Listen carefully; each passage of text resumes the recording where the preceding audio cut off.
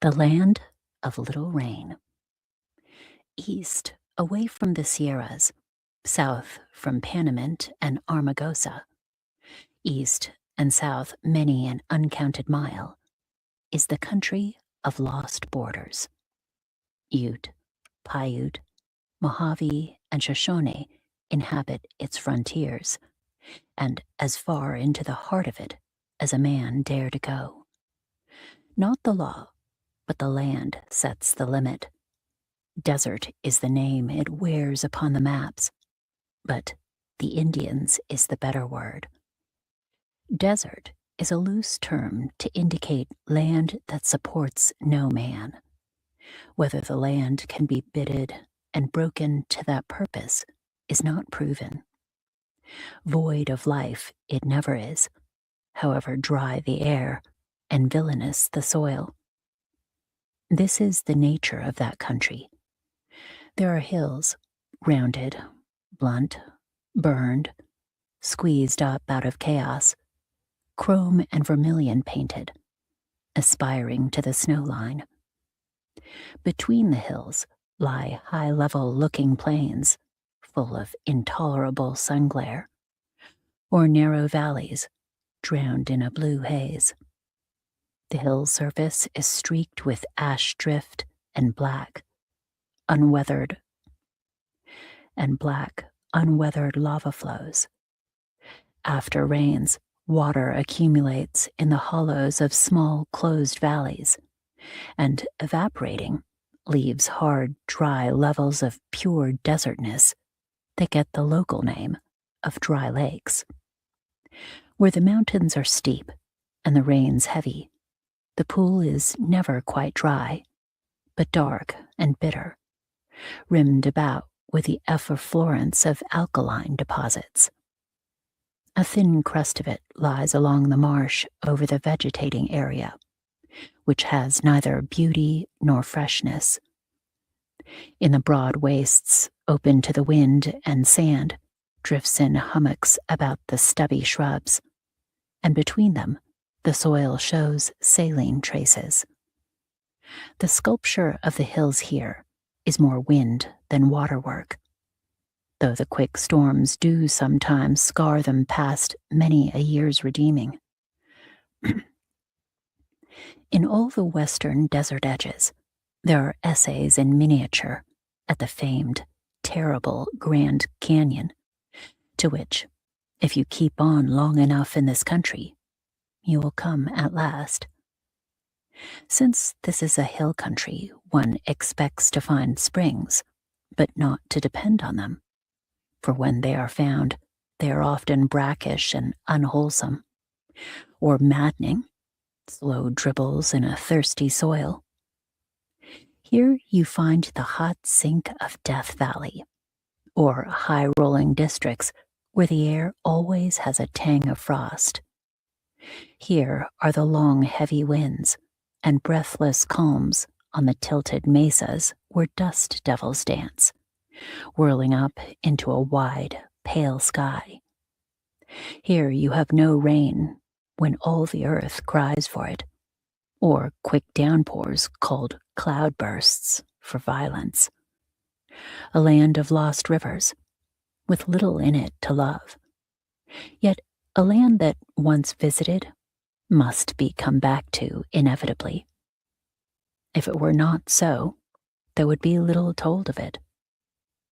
This is the country of 3 seasons. From June on to November, it lies hot, still, and unbearable, sick with violent, unrelieving storms. Then on until April, chill, quiescent, drinking its scant rain and scanter snows. From April to the hot season again, blossoming, radiant, and seductive. These months are only approximate. Later or earlier, the rain-laden wind may drift up the water gate of the Colorado from the Gulf, and the land sets its seasons by the rain. The desert floras shame us with their cheerful adaptations to the seasonal limitations. Their whole duty is to flower and fruit, and they do it hardly, or with tropical luxuriance, as the rain admits. It is recorded in the report of the Death Valley expedition that a year after abundant rains, on the Colorado Desert was found a specimen of Amaranthus 10 feet high. A year later, the same species, in the same place, matured in the drought at 4 inches. One hopes the land may breed like qualities in her human offspring. Not tritely to try, but to do. Seldom does the desert herb attain the full stature of the type. Extreme aridity and extreme altitude have the same dwarfing effect, so that we find in the high Sierras and in Death Valley related specimens in miniature that reach a comely growth in mean temperatures. Very fertile are the desert plants in expedients to prevent evaporation, turning their foliage edgewise toward the sun, growing silky hairs, exuding viscous gum. The wind, which has a long sweep, harries and helps them. It rolls up dunes about the stocky stems, encompassing and protective, and above the dunes, which may be, as with the mesquite, 3 times as high as a man, the blossoming twigs flourish and bear fruit. There are many areas in the desert where drinkable water lies within a few feet of the surface, indicated by the mesquite and the bunch grass. It is this nearness of unimagined help that makes the tragedy of desert deaths. It is related that the final breakdown of that hapless party that gave Death Valley its forbidding name occurred in a locality where shallow wells would have saved them. But how were they to know that? Properly equipped, it is possible to go safely across that ghastly sink. Yet every year, it takes its toll of death. And yet men find there sun-dried mummies, of whom no trace or recollection is preserved. To underestimate one's thirst, to pass a given landmark to the right or left, to find a dry spring where one looked for running water, there is no help for any of these things. Along springs and sunken watercourses, one is surprised to find such water-loving plants as grow widely in moist ground. But the true desert breeds its own kind, each in its particular habit. The angle of the slope, the frontage of a hill, the structure of the soil determines the plant. South-looking hills are nearly bare, and the lower tree line higher here by 1,000 feet. Canyons running east and west will have one wall naked and one clothed. Around dry lakes and marshes, the herbage preserves a set and orderly arrangement. Most species have well-defined areas of growth, the best index the voiceless land can give the traveler of his whereabouts. If you have any doubt about it, know that the desert begins with the creosote. This immortal shrub spreads down into Death Valley and up to the lower timberline, odorous and medicinal, as you might guess from the name. Wand-like, with shining fretted foliage. Its vivid green is grateful to the eye in a wilderness of gray and greenish-white shrubs. In the spring, it exudes a resinous gum, which the Indians of those parts knew how to use with pulverized rock for cementing arrow points to shafts. Trust Native Americans not to miss any virtues of the plant world. Nothing the desert produces expresses it better than the unhappy growth of the tree yuccas. Tormented, thin forests of it stalk drearily in the high mesas, particularly in that triangular slip that fans out eastward from the meeting of the Sierras and coastwise hills were the first swings across the southern end of the San Joaquin Valley. The yucca bristles with bayonet-pointed leaves, dull green, growing shaggy with age, tipped with panticles of fetid greenish bloom. After death, which is slow, the ghostly, hollow network of its woody skeleton, which hardly power to rot, make the moonlight fearful. Before the yucca has come to flower, while yet its bloom is a creamy, cone-shaped bud of the size of a small cabbage, full of sugary sap, the Native Americans twist it deftly out of its fence of daggers and roast it for their own delectation. So it is that in those parts where a man inhabits, one sees. So it is that in those parts where man inhabits, one sees young plants of yucca infrequently. Other yuccas, cacti, low herbs, 1,000 sorts, one finds journeying east from the coastwise hills. There is neither poverty of soil nor species to account for the sparseness of desert growth, but simply that each plant requires more room. So much earth must be preempted to extract so much moisture. The real struggle for existence, the real brain of the plant, is underground. Above, there is room for rounded, perfect growth. In Death Valley, reputed the very core of desolation, are nearly 200 identified species. Above the lower tree line, which is also the snow line, mapped out abruptly by the sun, one finds spreading growth of pinyon, juniper, branched nearly to the ground, lilac and sage, and scattering white pines.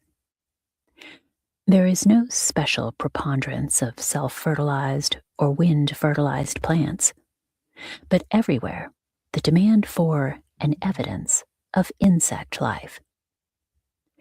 Now, where there are seeds and insects, there will be birds and small mammals, and where these are, will come the slinking, sharp-toothed kind that prey on them. Go as far as you dare in the heart of a lonely land. You cannot go so far that life and death are not before you. Painted lizards slip in and out of rock crevices and pant on the white, hot sands. Birds, hummingbirds even, nest in the cactus scrub. Woodpeckers befriend the demonic yuccas. Out of the stark, treeless waste rings the music of the night-singing mockingbird. If it be summer and the sun well down, there will be a burrowing owl to call. Strange, furry, tricksy things dart across the open places, or sit motionless in the conning towers of the creosote. The poet may have named all the birds without a gun, but not the fairy-footed, ground-inhabiting, furtive, small folk of the rainless regions. There are too many, and too swift. How many you would not believe without seeing the footprint tracings in the sand. They are nearly all night workers, finding the days too hot and white. In the mid-desert, where there are no cattle, there are no birds of carrion. But if you go far in that direction, the chances are that you will find yourself shadowed by their tilted wings. Nothing so large as a man can move unspied upon in that country, and they know well how the land deals with strangers. There are hints to be had here of the way in which a land forces new habits on its dwellers.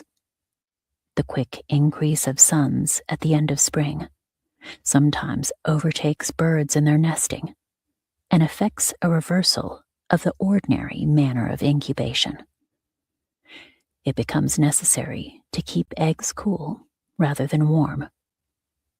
One hot, stifling spring in the Little Antelope, I had occasion to pass and repass frequently the nest of a pair of meadowlarks located unhappily in the shelter of a very slender weed. I never caught them sitting, except near night, but at midday they stood, or drooped above it, half fainting with pitifully parted bills, between their treasure and the sun. Sometimes both of them together, with wings spread and half lifted, continued a spot of shade in a temperature that constrained me, at last in a fellow feeling to spare them a bit of canvas for permanent shelter. There was a fence in that country, shutting in a cattle range, and along its 15 miles of posts, one could be sure of finding a bird or two in every strip of shadow. Sometimes the sparrow and the hawk, with wings trailed and beaks parted, drooping in the white truce of noon. If one is inclined to wonder at first how so many dwellers came to be in the loneliest land that ever came out of God's hands, what they do there, and why stay, one does not wonder so much after having lived there. None other than this long brown land lays such a hold on the affections. The rainbow hills, the tender bluish mists, the luminous radiance of the spring have the lotus charm. They trick the sense of time, so that once inhabiting there, you always mean to go away, without quite realizing that you have not done it. Men who have lived there, miners and cattlemen, will tell you this, not so fluently, but emphatically, cursing the land and going back to it. For one thing, there is the divinest, cleanest air to be breathed anywhere in God's world. Some day the world will understand that, and on the little oases on the windy tops of hills will harbor for healing its ailing, house-weary broods. There is promise there of great wealth in ores and earths, which is no wealth by reason of being so far removed from water and workable conditions. But men are bewitched by it and tempted to try the impossible. You should hear Salty Williams tell how he used to drive 18 and 20 mule teams from the Borax Marsh to Mojave, 90 miles, with the trail wagon full of water barrels. Hot days, the mules would go so mad for drink that the clank of the water bucket sent them into an uproar of hideous, maimed noises and a tangle of harness chains, while Salty would sit on the high seat with the sun glare heavy in his eyes, dealing out curses of pacification in a level, uninterested voice, until the clamor fell from sheer exhaustion. There was a line of shallow graves along that road. They used to count on dropping a man or two of every new gang of people brought out in the hot season. But when he lost his swamper, smitten without warning at the noon halt, Salty quit his job. He said it was too darn hot. The swamper he buried by the way, with stones upon him to keep the coyotes from digging him up. And 7 years later, I read the penciled line on the pine headboard, still bright and unweathered. But before that, driving up on the Mojave stage, I met Salty again, crossing Indian Wells, his face from the high seat, tanned and ruddy as a harvest moon, looming through the golden dust above his 18 mules. The land had called him. The palpable sense of mystery in the desert air breeds fables, chiefly of lost treasure. Somewhere within its stark borders, if one believes reports, is a hill strewn with nuggets, one seamed with virgin silver, an old waterbed where Native Americans scooped up earth to make cooking pots and shaped them, reeking with grains of pure gold. Old miners drifting about the desert edges, weathered into the semblance of the tawny pots. Weathered into the semblance of the tawny hills, will tell you tales like these convincingly. After a little sojourn in that land, you will believe them on your own account. It is a question whether it is not better to be bitten by the little horned snake of the desert that goes sideways and strikes without coiling, than by the tradition of a lost mine. And yet, is it not perhaps to satisfy expectation that one falls into the tragic key in writing of desertness? The more you wish of it, the more you get, and in the meantime, lose much of pleasantness.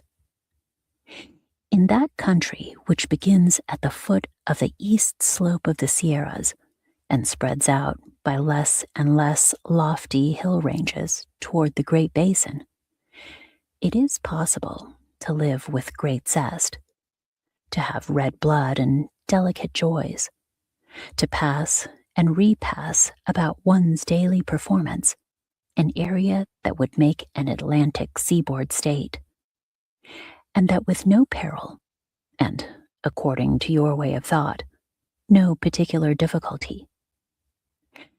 At any rate, it was not people who went into the desert merely to write it up, who invented the fabled myths of those waters, of whose waters, if any drink, they can no more see fact as naked fact, but all radiant with the color of romance.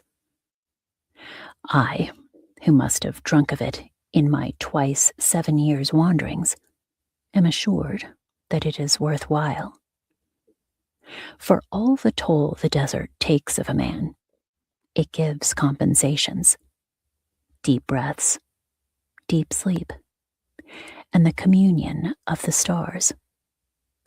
It comes upon one with new force in the pauses of the night that the Chaldeans were a desert-bred people. It is hard to escape the sense of mastery as the stars move in the wide, clear heavens to risings and settings unobscured. They look large and near and palpitant, as if they moved on some stately service not needful to declare. Wheeling to their stations in the sky, they make the poor world fret of no account. Of no account, you who lie out there watching, nor the lean coyote that stands off in the scrub from you and howls and howls. Water Trails of the Ceriso. By the end of the dry season, the water trails of the Ceriso are worn to a white ribbon in the leaning grass, spread out faint and fan-wise toward the homes of gopher and ground rat and squirrel. But however faint to man sight, they are sufficiently plain to the furred and feathered folk who travel them. Getting down to the eye level of rat and squirrel kind, one perceives what might easily be wide and winding roads to us, if they occurred in thick plantations of trees 3 times the height of man. It needs but a slender thread of barrenness to make a mouse trail in the forest of the sod. To the little people, the water trails are as country roads, with scents as signboards.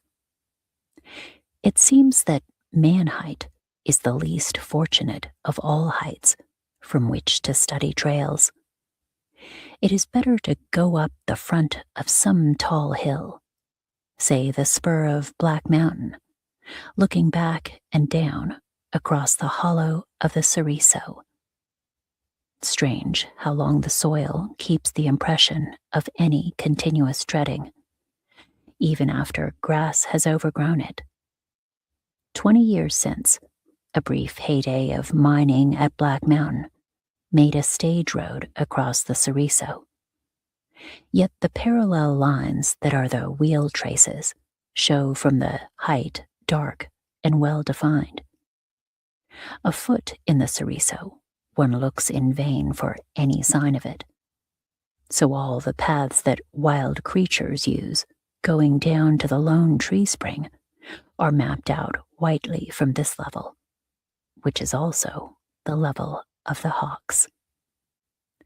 There is little water in the Ceriso at the best of times, and that little brackish and smelling vilely, but by a lone juniper where the rim of the Ceriso breaks away to the lower country, till there is a perpetual rill of fresh, sweet drink in the midst of lush grass and watercress.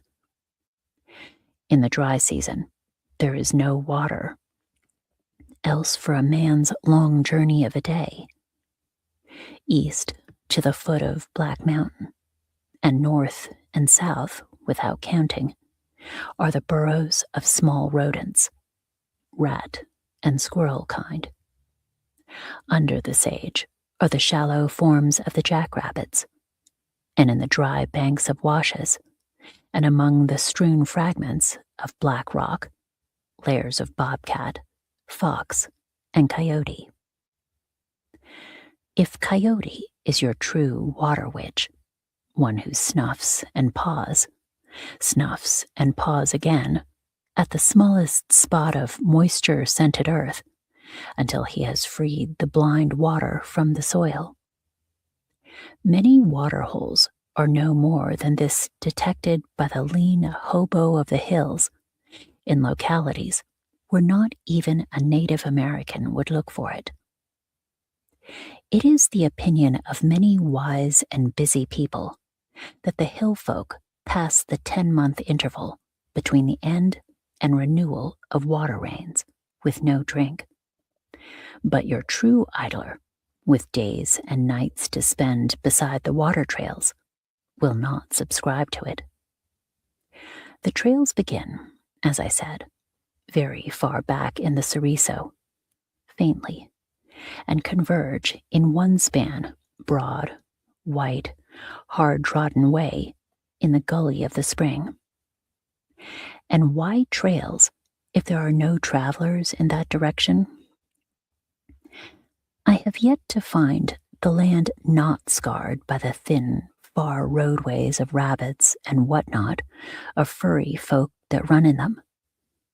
Venture to look for some seldom-touched waterhole, and so long as the trails run with your general direction, make sure that you are right.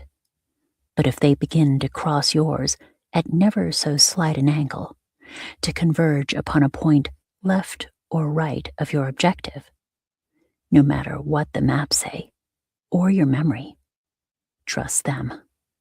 They know.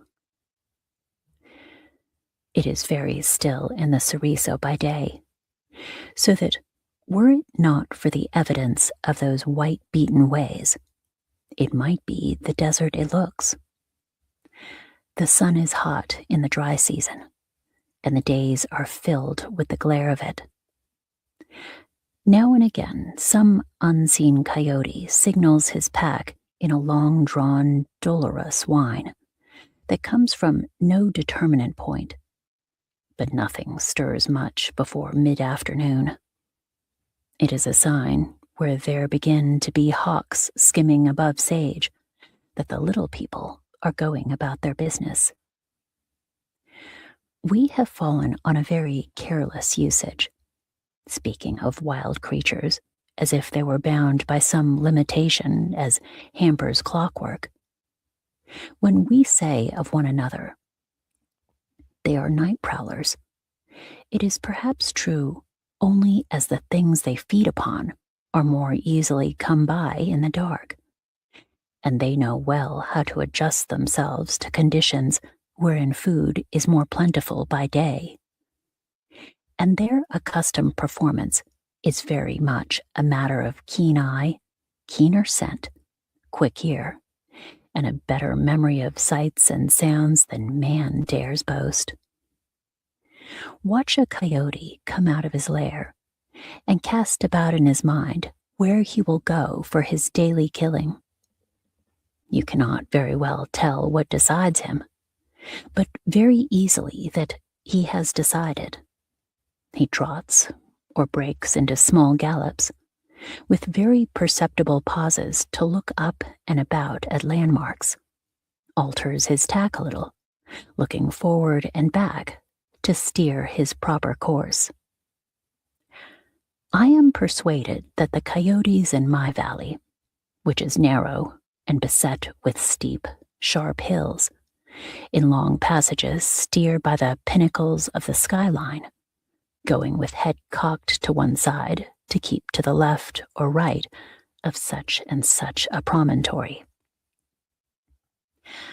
I have trailed a coyote often, going across country, perhaps to where some slant-winged scavenger hanging in the air signaled prospect of a dinner, and have found his track such as a man, a very intelligent man accustomed to a hill country, and a little cautious, would make to the same point.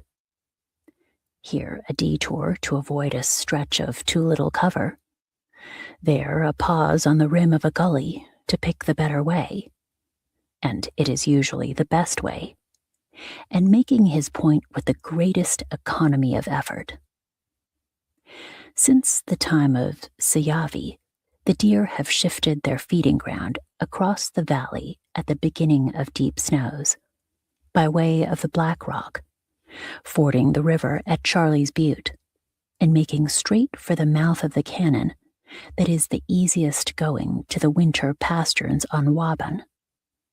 So they still cross, though whatever trail they had has been long broken by plowed ground.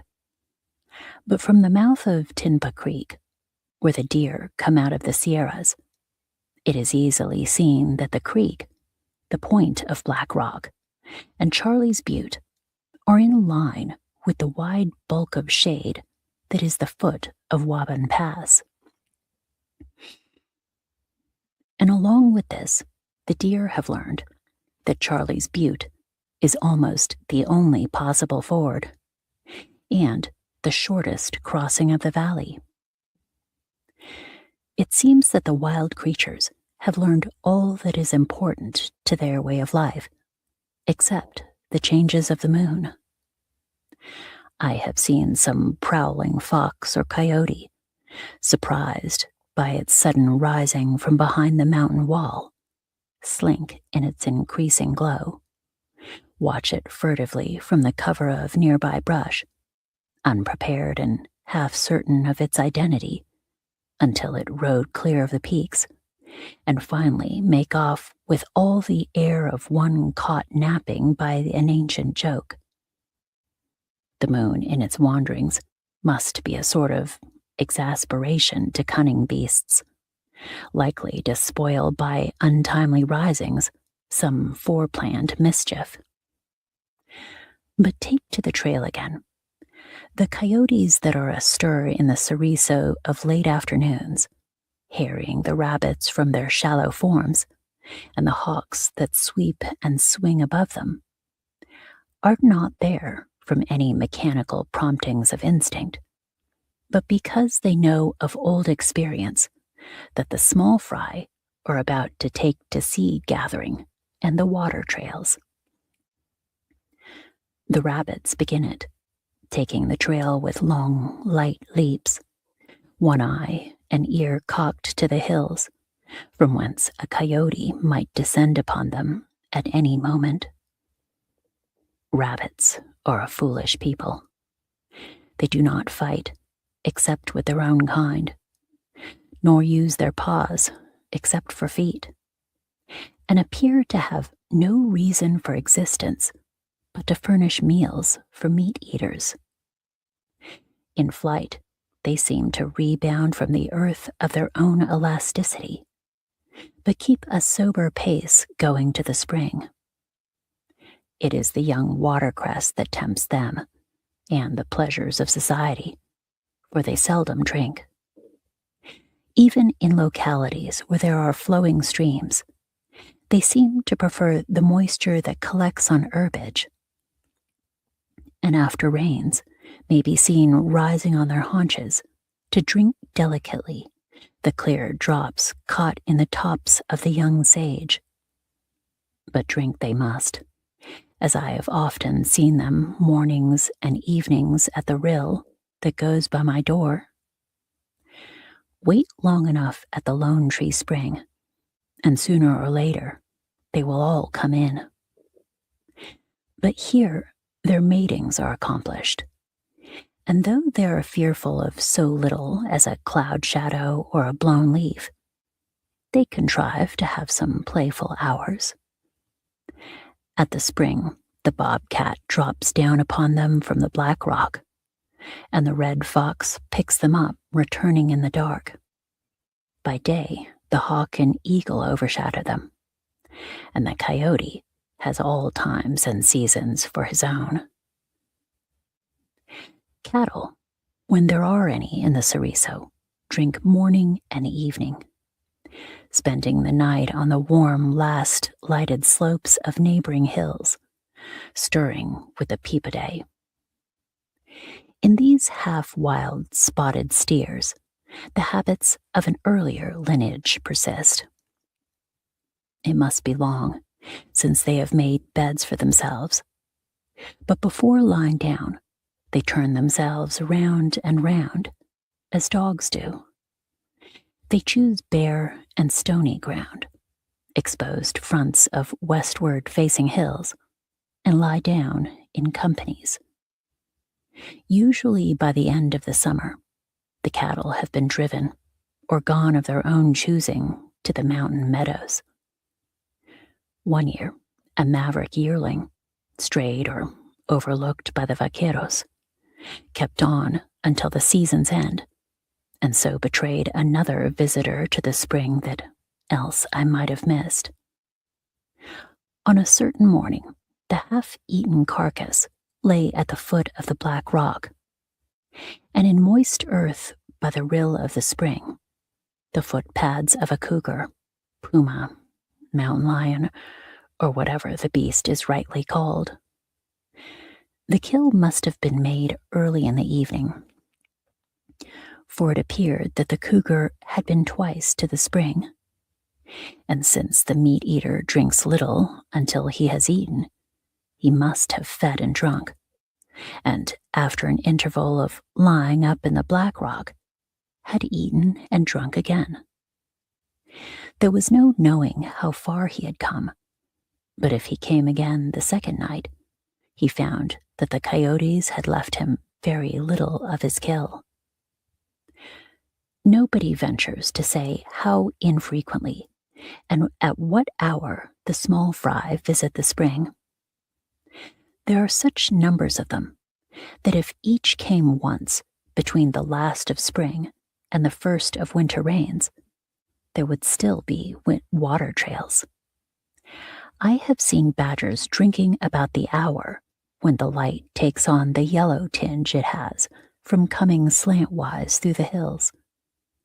They find out shallow places and are loath to wet their feet. Rats and chipmunks have been observed visiting the spring as late as 9 o'clock mornings.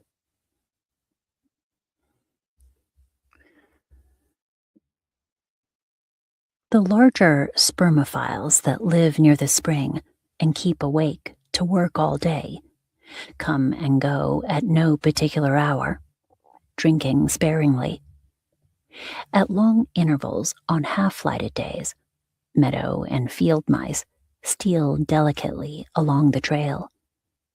These visitors are all too small to be watched carefully at night, but for evidence of their frequent coming, there are the trails that may be traced miles out among the crisping grasses. On rare nights, in the places where no grass grows between the shrubs, and the sand slivers whitely to the moon, one sees them whisking to and fro on innumerable errands of seed gathering. But the chief witnesses of their presence near the spring are the elf owls. Those burrow-hunting, speckled fluffs of greediness begin at twilight flitting toward the spring, feeding as they go on grasshoppers, lizards, and small, swift creatures, diving into burrows to catch field mice asleep, battling with chipmunks at their own doors, and getting down in great numbers toward the long juniper. Now, owls do not love water greatly on its own accord. Not to my knowledge have I caught one drinking or bathing, though on one night, wanderings across the mesa, they flit up from under the horses' feet, along stream borders. Their presence near the spring in great numbers would indicate the presence of the things they feed upon. All night, the rustle and soft hooting keeps on in the neighborhood of the spring, with seldom small shrieks of mortal agony. It is clear day before they have all gotten back to their particular hummocks, and if one follows cautiously, not to frighten them into some nearby burrow, it is possible to trail them far up the slope. The crested quail that troop in the Ceriso are the happiest frequenters of water trails. There is no furtiveness about their morning drink. About the time the burrows and all that feed upon them are addressing themselves to sleep, great flocks pour down the trails with that peculiar melting motion of moving quail, twittering, shoving, and shouldering.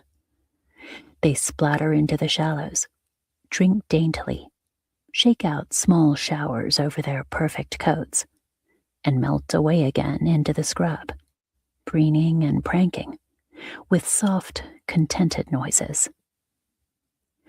After the quail, sparrows, and ground-inhabiting birds bathe with the utmost frankness and a great deal of splutter.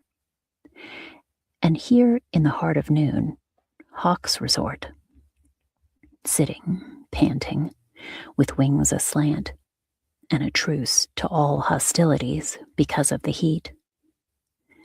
One summer there came a roadrunner up from the lower valley, peeking and prying, and he never had any patience with the water baths of the sparrows.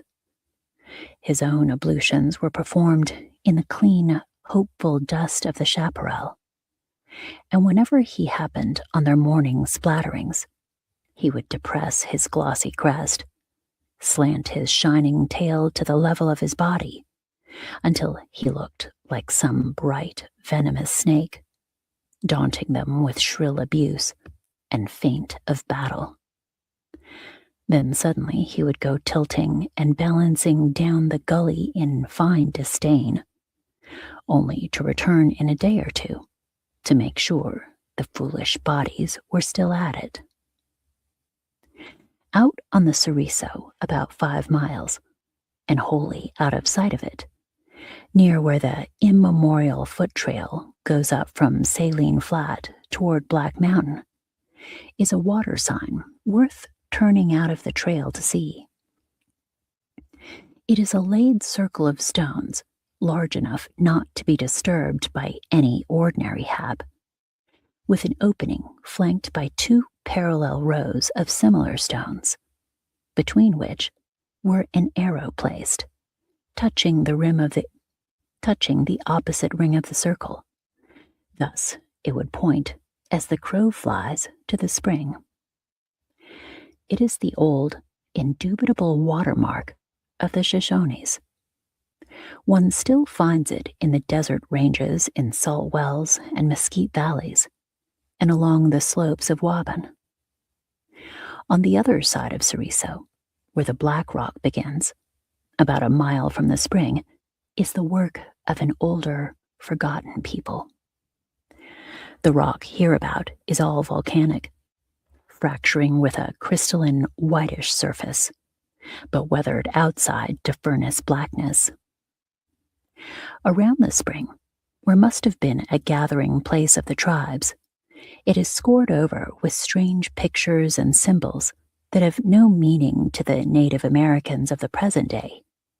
But out where the rock begins, there is carved into the white heart of it a pointing arrow over the symbol for distance, and a circle of full wavy lines reading thus: "In this direction 3 is a spring of sweet water. Look for it."